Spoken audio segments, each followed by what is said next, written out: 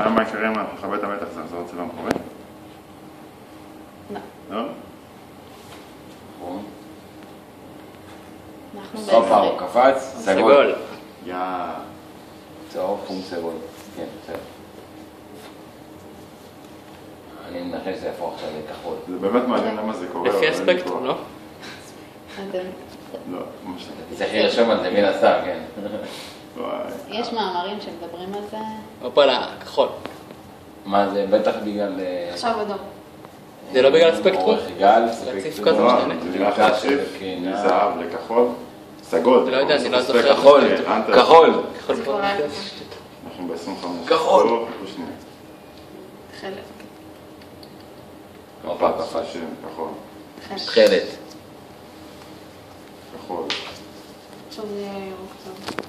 לא, זה לא לפי הספקטרום. אין. לא לפי... אני אומר, אבל יש לזה קשר ל... אני מנסה לחשוב. יש לזה הסבר אופטי. אופטי? זה לא אומר שזה לפי הספקטרום בדיוק של עצמאים. תקראו על זה. נראה לי שראיתי על זה באיזה סרטון ביוטיוב. שזה פוגע, ואז לפי כמה שזה יכול לחדור, ושבירה, משהו כזה. ראיתי איזה סרטון. תסתכל עליו שוב פעם. זה מה? תכלת? כן, בסדר. עכשיו זה אפור כזה. לא בעיה. תשאל את אני מבינה בצבע. לא, זה מאפיר. זה אפור. כחול במבוק. זה קרק. כחול במבוק, כן. כחול שמיים. שמיים זורמים לזה.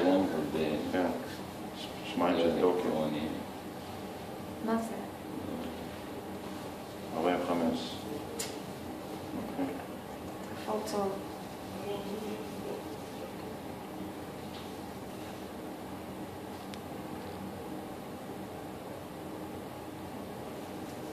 הופה,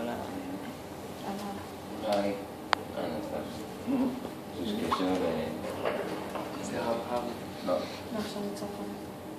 איך חזר הצבע המקורי שזה, כי זה היה ב-500 תכלס. יחד להיות טוב. עכשיו זה אז יעזור. אנחנו נגלה שהוא עושה בעצם 50. לחזור. ואז נתן למדוד לנו פה, אז לא נחזור. בוא נחזור בינתיים 2.5 דקות. פלוס חצי דקה של ההתחלה. באמת חוזר הצבע המקורי. קפוא, תן לו את זמן. אבל למעלה מה קורה?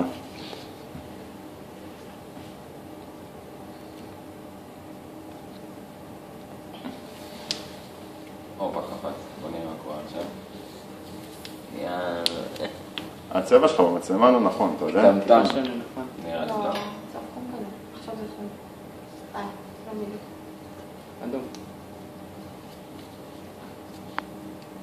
לא, זהו, שזה ממש, פה זה באמת אדום, שם זה הנה, רחוק עכשיו זה מאדום. נהיה חום כמו שזה היה בהתחלה. חום סגלגל אפילו, לא? כן, קח פה ארון מוגבל.